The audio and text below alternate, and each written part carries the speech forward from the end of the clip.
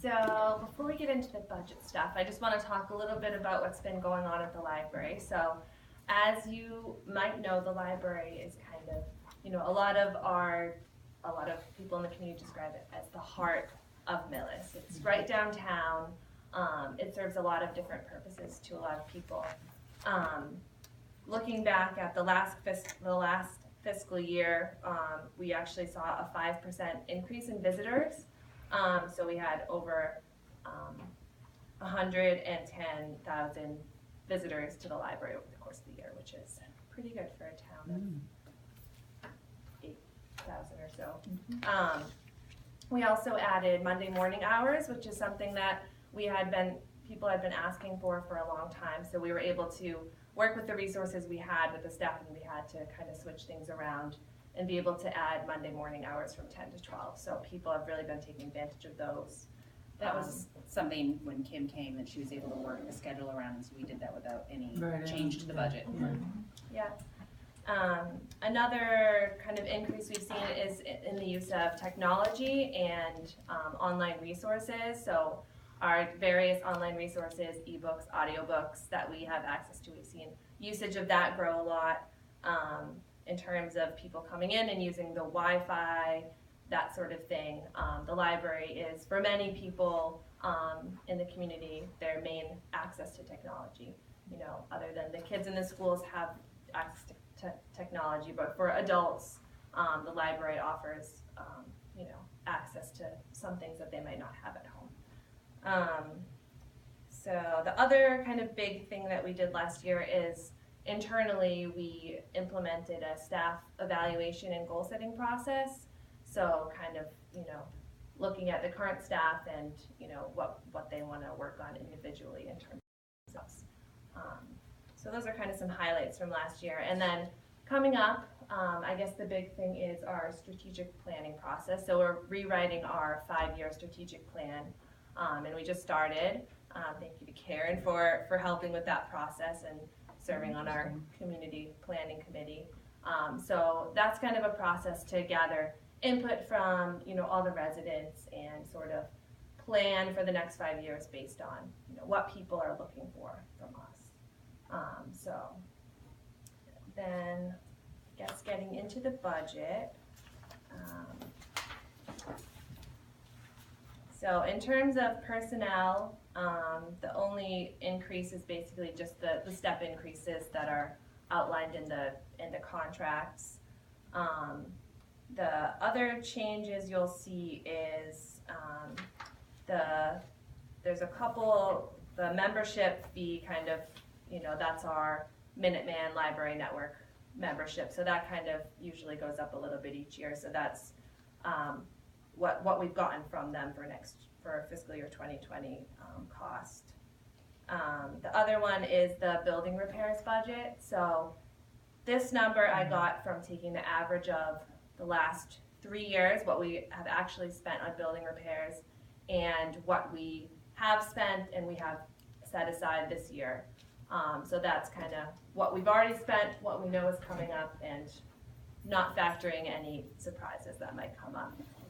So we've consistently not had enough in the building repairs budget to do just the basic maintenance.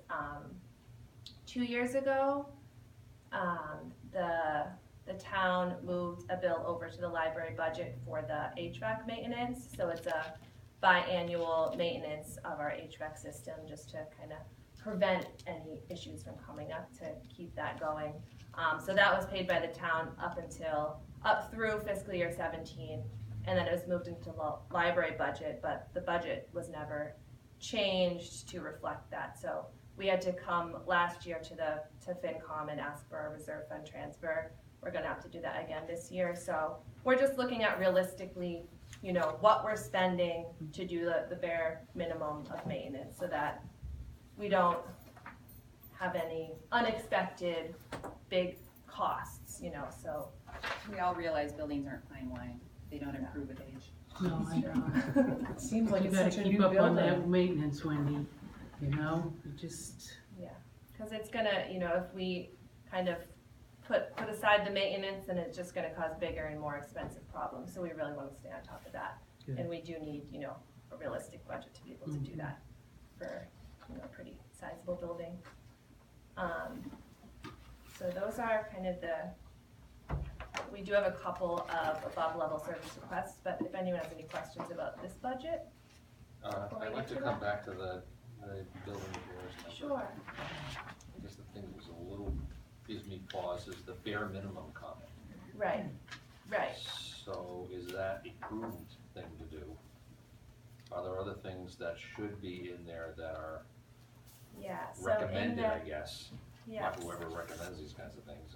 right. I'm glad you asked that because that was something that I put in the narrative that I didn't mention. So there's been a couple of recommendations for services. One is to have a plumbing clean out.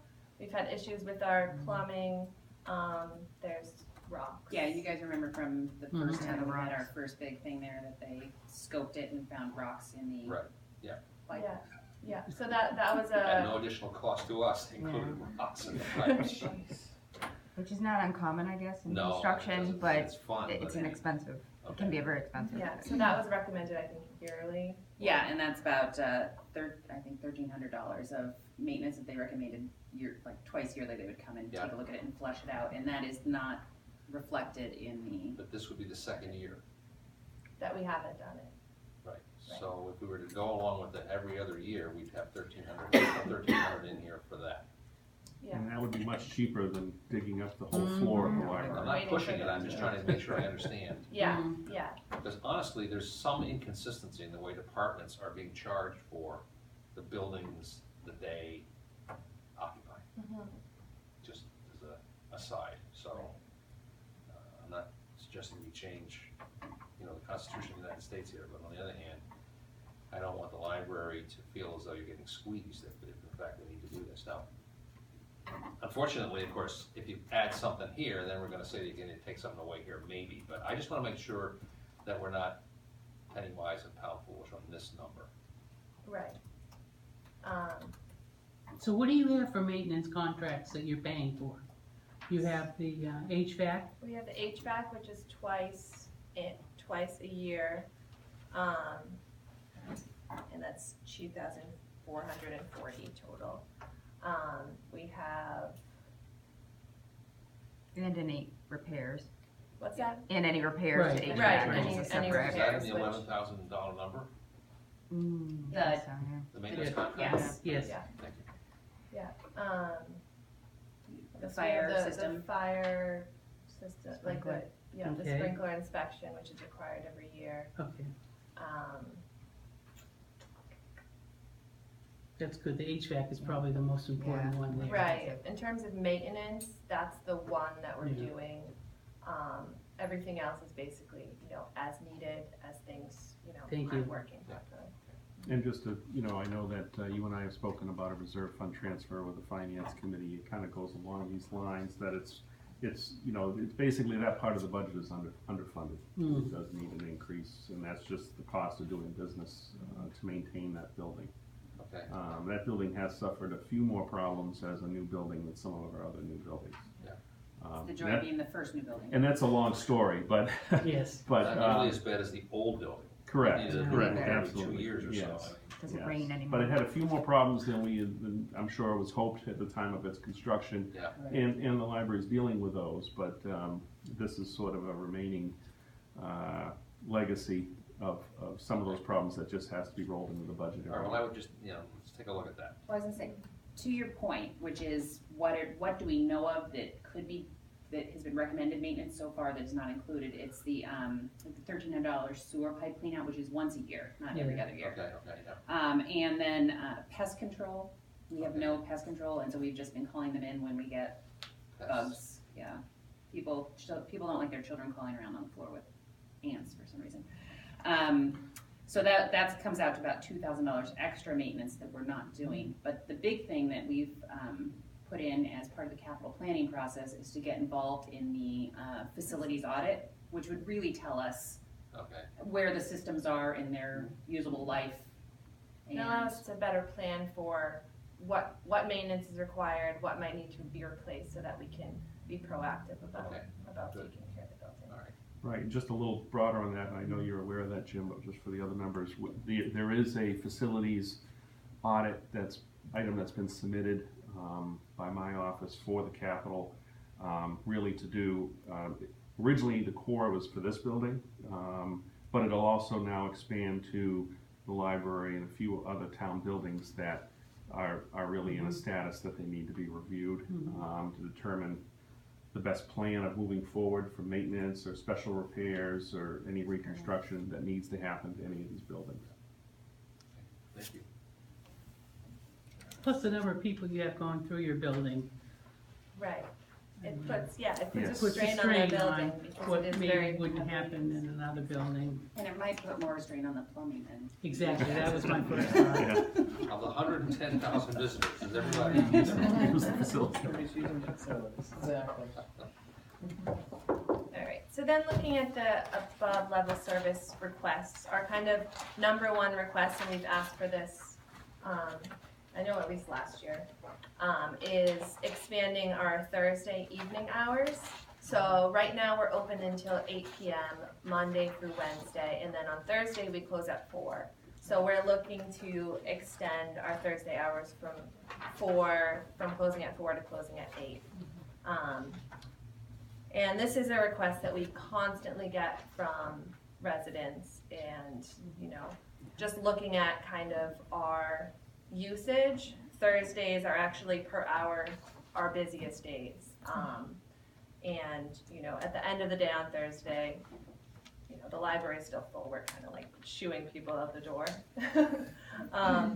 So this would kind of create some consistency for the public throughout the week. It would make our opening and closing times, now that we have the Monday morning hours, it would make our opening and closing times on work and school nights consistent. So, like I said, this is feedback that we've gotten from library users, kids that want to use the library after school to study, people that work in the library during the week, that work from home and use the library as kind of a home base. It would also allow use of our meeting spaces on Thursday evenings, which would benefit, the whole community. Those spaces are very heavily used, not just for library events, but for, for town meetings and for other organizations that need large spaces, as some of you know. So that would allow, until 8 p.m. on Thursdays for that large room to be used. I'll go through the detail of the cost. Sure, yeah, so, we need at least 2 people, whenever we're open, so this would add an additional 8 hours a week, for a total of 416 hours a year. And the cost of that would be $6,153 total for the year. So it works out to less than $15 an hour per staff for doing that. And Kim has figured out a way that with staffing that this would not put anybody into benefited status that isn't already there. Yeah. So it would be pure the cost of the hourly staff. And I can say, in reviewing departments and their cost to keep open per hour, $15 is an incredible bargain to keep a large facility open per hour of additional cost. So this is what I consider low-hanging fruit to expand service at a very affordable cost. I think too, it would benefit not just, the people that are wanting to use the library, but it would kind of help bring people to the downtown area. And it would help businesses and, allow kind of for more activity downtown during those hours. And what this really does is for the trustees, something that we've been working on for a long time is trying to make consistent hours. And so we've done a lot of changes to try and bring consistency. Now we have consistent opening time for the workday or for the week.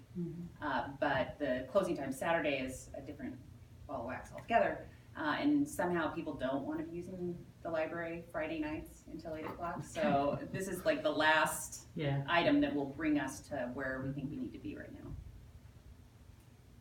And I can tell you from just starting the strategic planning process, this is already one of the things that's come up. So this is definitely something that people just keep asking us for, and And to go back just briefly to the request for the technology coordinator and speaking with the the director.